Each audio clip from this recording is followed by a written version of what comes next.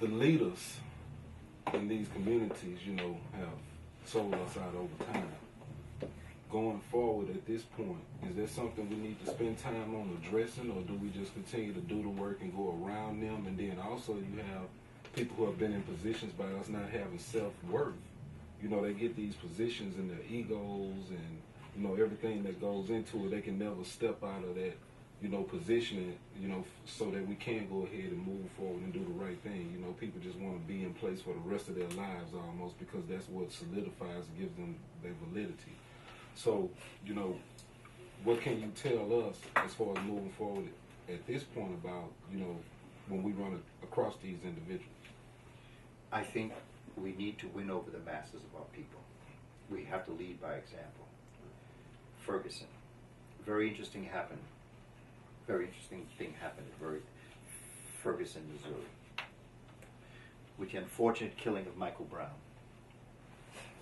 One of the things that came out through the FBI investigation and just the investigation in general was that the great majority of money that ran the city came from black folk getting tickets.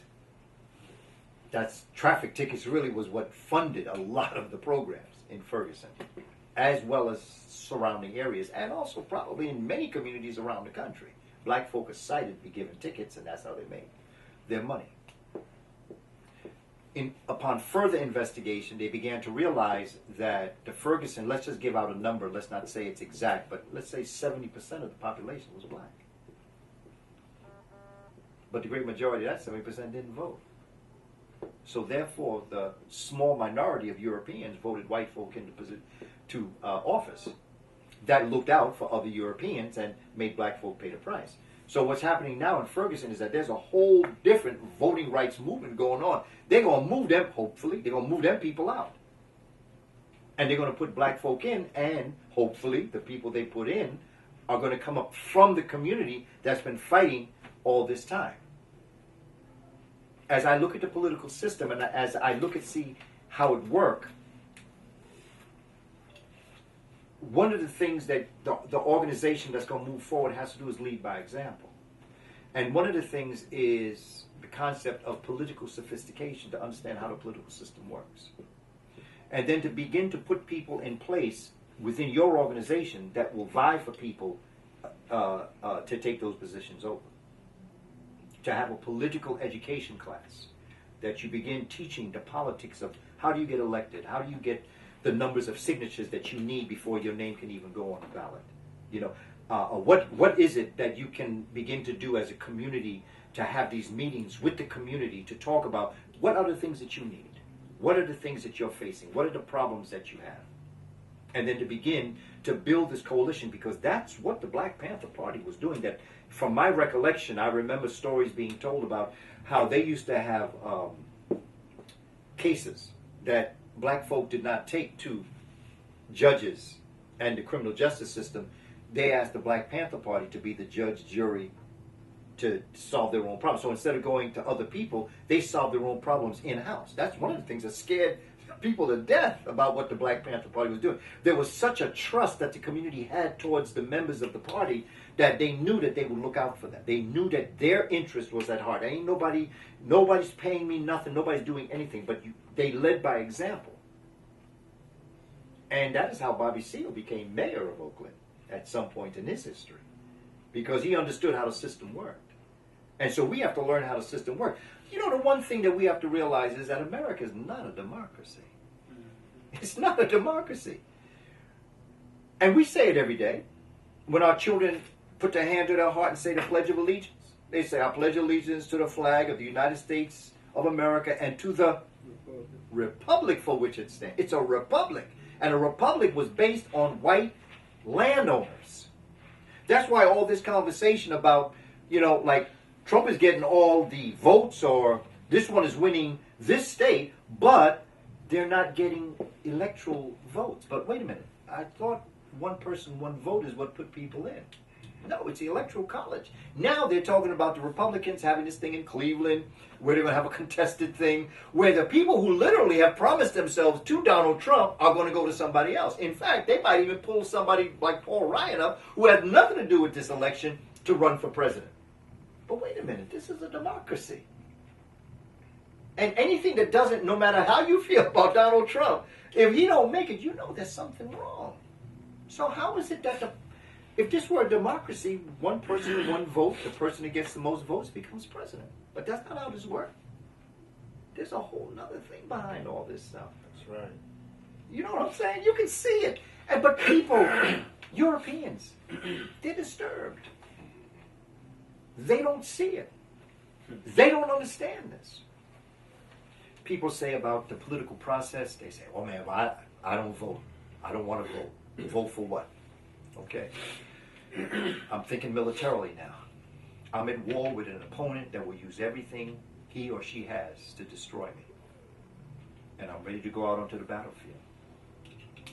And on the table, there's a gun, there's a knife, and there's a pen. What you gonna do? It's a question. It's a real question for you to answer. What you gonna do? There's a gun, a knife, and a pen. What you gonna do? Okay, that's the answer I'm looking for. A lot of people say, well, I'm going to get the gun. Okay, well, I'll walk you through it, but the brother gave me the answer I was looking for. So I'm going to get the gun, because in our minds, gun, I say, well, what happens if you run out of bullets? I say, okay, then I'll pick up the gun and the knife. I say, okay, what happens if you run out of bullets and drop the knife? When you have an oppressor that's using everything against you, you must use everything against them. Everything counts. Everything counts. No matter how you may feel the person you're voting for don't have your best interest, it's a voice. It's part of your arsenal that we have to use. That's my personal opinion. I know there are many people that don't get into voting. I understand that. I do. I've never, in fact, when I turned 18 was the first year that 18-year-olds could vote. I have never not voted, whether it's a primary or a major election. It's part of my weapon. You know, there are times I voted for Alton Maddox. I wrote him in sometimes. It's just the exercise of the vote. It's the signing of that document for people to see that your name is there. And if voting wasn't that important, why are they doing so much to stop us from voting? There has to be something that's important to this. And that's part of our war. I realize our choices this time around, you know, that's why I wish Donald Trump win. Man, oh man, well, this country would, oh man, gee, my goodness gracious, I can only imagine, because that's when we would get ourselves together. That's when we get ourselves. That is when black folk would say, whoa, we got to get this together. Because what would happen with him being, even if he only lasted 2 years, they might impeach him after 2 years. Even those 2 years would be so phenomenally devastating for white supremacy, because what he did in America would impact Europe immediately. Big trouble around the world. But he ain't going. But that's a whole nother story. But in terms of what we can do is that becoming politically sophisticated, having those real classes that you can understand where is the budget, how is the when I was in education, I had programs where I had a budget that I would invite the community in, and I would show them what a purchase order looked like. I would show them how it is that I was ordering whatever it was that I was ordering. I would show them what's called object codes and quick codes and all that. I attempted to make the community sophisticated as it relates to how programs are run in school systems, so that they would know the terminology. Our people are geniuses. They just need terminology. They need to learn how the game is played. Many of us do not understand how the game is played. But once exposed to how the game is played, okay, that's how it's done. Very smart. Fannie Lou Hamer is an example. Fannie Lou Hamer became one of the most astute politicians out of Mississippi. And she worked on Eastland's plantation. But the brothers and sisters down south, and I would imagine even here in Texas, became extremely sophisticated. What Stokely Carmichael, Kwame Ture was doing in Mississippi, and what the Student Nonviolent Coordinating Committee, what John Lewis was doing, was teaching the communities the sophistication of the Voters' Right Act. That's why they did to them what they did, because they saw what was happening. Black folk were waking up and learning the game. And once we learn the game, we play it better than them. And so these are the kinds of things that I think that if you just adapt, and also step by step, don't overwhelm yourself. Do the best, you know, that you can, but don't stress out. Because anything past your best is stress, and stress will kill you. And you know, if our people, like I tell the story about, you know, you trying to clean the house, and you got folk in the house that are sleeping, and you're doing all the work, you know, you get pissed, you know, because you're saying, oh, here I am doing all the work, and they're asleep, you know. So you wake them up. But when you wake them up, they become very irritable. They start to get in your way. Right. You end up wishing you left them sleep. And sometimes you get to the point where you want to knock them over the head and put them back out again. Because they get in your way. So my thing is, for those of us who are awake, let's keep cleaning the house until they wake up voluntarily, and then they can participate. Because if they're asleep for a reason. They're tired. You sleep because you're tired. You're not ready to wake up. But when they're ready, they'll wake up and they'll be where you are. And they will also, because of where they are, they will appreciate that you did the work while they were asleep. And they'll tell you, hey, rest yourself for a while. Let me take over. I'll do this for a while. I love our people unconditionally. The fact that if you're black and still alive in America, I got nothing but love and respect for you. Because you're either supposed to be dead, insane, or back in Africa. They never imagined this day would ever happen. What we're doing here, because first of all, there's more than 3 of us. And whenever there were 3 of us together, there had to be one of them there. And so just this alone shows us where we're moving. And so we just got to keep this going. You know, we just got to keep, because this is a phenomenal time to be African in the world, man, and to be African American. We are about to move on this grand destiny that we have, man, and it's a wonderful time. Now, it's the best of times and worst of times, but we just got to keep this thing going, man. And I just appreciate y'all, you know, for having this type of session and planning this, particularly bringing the young brothers in, and you know, the intermediate age brothers in, and you know, all of us to come together to have this type of conversation. Because I've always remembered my experiences with the Black Panther Party, man. It's always been, and you see, I remember the guns, but I also remember the family. You know, how we acted when we were together. You know, I always remember feeling safe in their presence. That they was always looking out for me. That they had my back. That they cared about me. You know, and that's why I do what I do. And that's what we have to give our people. We have to give them that love, that respect, and understand. You know, the Nation of Islam was a wonderful example. You know, of being out there working with the people. The way they carried themselves and the way they addressed each other and the way they addressed the people, you know, was always an example for us to set. And the one thing that made the nation so strong was not the members who were Muslims. It was the non-Muslims that respected the Nation of Islam, that had respect. The same thing with the Black Panther Party. There were people who were not part of the Black Panther Party but respected it because of what it was doing as an organization. So there was a deep respect. And that's what made the Black Panther Party so dangerous to the outer world. Not so much that the members were in place, but that even people outside respected the party and what they represented and how they carried themselves. Very powerful. Very, very powerful stuff, man. And we are on the cusp of a new day. I can see it, man. I can see it. I can see it in the face of Muhammad at the Seed restaurant. Brother Jay, you know, he was happy. He was happy because of the information and how he felt about himself. There's a whole new day out here, you know. And what we have to do is capitalize on it. And on the next couple of years, you know, to look at how we can move. All right. Did any of the younger folk have anything to ask? Brother James, please tell me your name, brother. Cayenne. Kayer. Do you have any questions or thoughts or feelings? What may I ask? How old are you, brother? I'm 10 years old. What grade you in? Fifth grade. Okay. Anything happening in school? Your thoughts, your ideas? Just Things you experience, man? That you enjoy, don't enjoy, have a question about?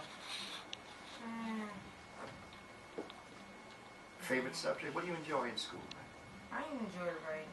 Right. Anything in particular? Like when you write, do you like poetry, or do you like writing stories, or? I like writing stories, and I like writing my rap. Okay, rap sounds good. Sounds good. How about you, Brother James? How old are you? 11. 11. Okay. What grade you in? 6. 6th grade. Any particular subject you enjoy more than anything else? Math. Math. That's good. That's good. You know, we have to, that's another thing. We really, solar power is the future. There's a brother named Michio Kaku, Japanese brother, who wrote a book called Hyperspace. He also wrote a book, The Future of Physics, where he talks about the fact that a civilization is only as great as the source of its energy. And he categorizes 4 different levels. The first one is the number one that depends on the earth. That's where we are for our energy. We depend on the wind power, water power, petroleum, that runs our cars, and everything that we're based on in terms of what has the lights go on. Anything that deals with energy, we derive our energy from the earth. But there comes a point in time where we start to use the earth to begin to go for solar power, which is the second level. Our ancestors were at that level. Our ancestors were at solar power. They understood the power of the sun. But being in Egypt and being in Africa, where the sun is so plentiful, they saw things being run. They saw energy alone in Africa. Solar power was the number 2. Now imagine taking our sun, which we will eventually do one day, and each and every one of us will have our own star. That's the 3rd level, which is called galactic energy, where each and every one of us has. Can you imagine the type of energy and things we can do if each of us had our own star to be able to draw that energy from? There are billions of stars in our galaxy. And the 4th, and there's evidence in King Tut's tomb that we were on that level in terms of galactic energy.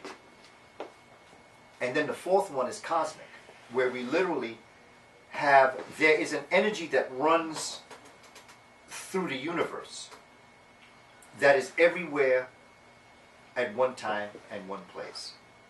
And if you could draw on that, that's cosmic energy. That's energy that when you learn to tap into it, whether it is through gems or whether it is through whatever it is, or even if it's through your own star, you can derive an energy that goes beyond all of that.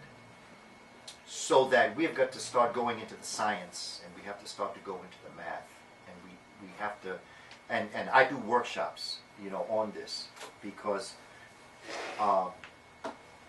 this system is so boring. It's just so boring, and that's why I have to be careful with our young people, because I don't think they fail. In fact, I think that when they fail, they really pass because they reject the garbage. Right. Now it's very dangerous to say that, because you can imagine when I'm in education, if I say something like that, folks, this brother's crazy. Right. But if you don't mind me asking. Please, brother. I'm a teacher. Okay. And this, I'm torn between the education system, because I believe the same thing. When I walk in the class, I tell all the kids, I don't believe in bad kids. I believe in personalities. And your personality just needs to be controlled, and you need to understand. And I'm torn between the system and teaching that. I try to take the words that they give me and flip it. If they say white southern slavery, I make sure that is expressed, and I try to show the kids, imagine yourself and what you were doing if you were in this time frame. And with your experience as a teacher and even building schools and those things, what advice could you give me as a teacher? Because the school I deal with is predominantly black. It's in the ghetto, and that's why I prefer it. And I don't want to abandon them per se. And that's why I rather stay in those districts. The first thing is don't internalize what happens to you. Don't internalize it, because they're not doing it to you. They're doing it to someone that has done something to them that you remind them of. Don't internalize what happens in that classroom. Don't take it personal. That's the first thing that you have to do. But again, like you say, what you do is you understand what it is that's going on. And in my experience, man, I had some winners, brother. I had some stuff all up in my face, man. I mean, they said stuff to me. But I realized when I looked at them, they were not talking to me. They were talking to another entity that pissed them off and just made them sad and angry. And I went by the concept of the hardest hard equals the hardest hurt. When you cancel out like terms, hard equals hurt. So if you are hurt, why am I going to come? Because you're hard, you're really covering that soft heart that's been hurt so much. And so my way of getting there is not to come hard on you, but to come up underneath. Hey, brother, come on, man. You know when I got up this morning, I was looking forward to seeing you. I just enjoy being around you, man. And the way we're talking to each other right now, man, this ain't working. And before, I don't want to, I never sent a child to the office. I never sent for the principal. I never gave them detention. I never called a parent. Because I said, if I, as a black man, can't deal with you, I'm teaching you how to go to prison. Because now I want you to do the right thing because you're afraid of what I'm going to do. I want you to do the right thing because it's the right thing and not because you're afraid. I'm going to call grandma, I'm going to call your mother, I'm going to put you in detention. That's teaching people reward and punishment. My job, and I told them, my job is hard. Because I've got to be able to interact with you in a way that I've got to somehow get you to turn your attitude around without you feeling afraid. And in the society we're living in right now, we operate through fear. And so that was just my general way I approached the children, period. Now, there's also an Egyptian proverb that says sometimes the ear of a child is on their backside.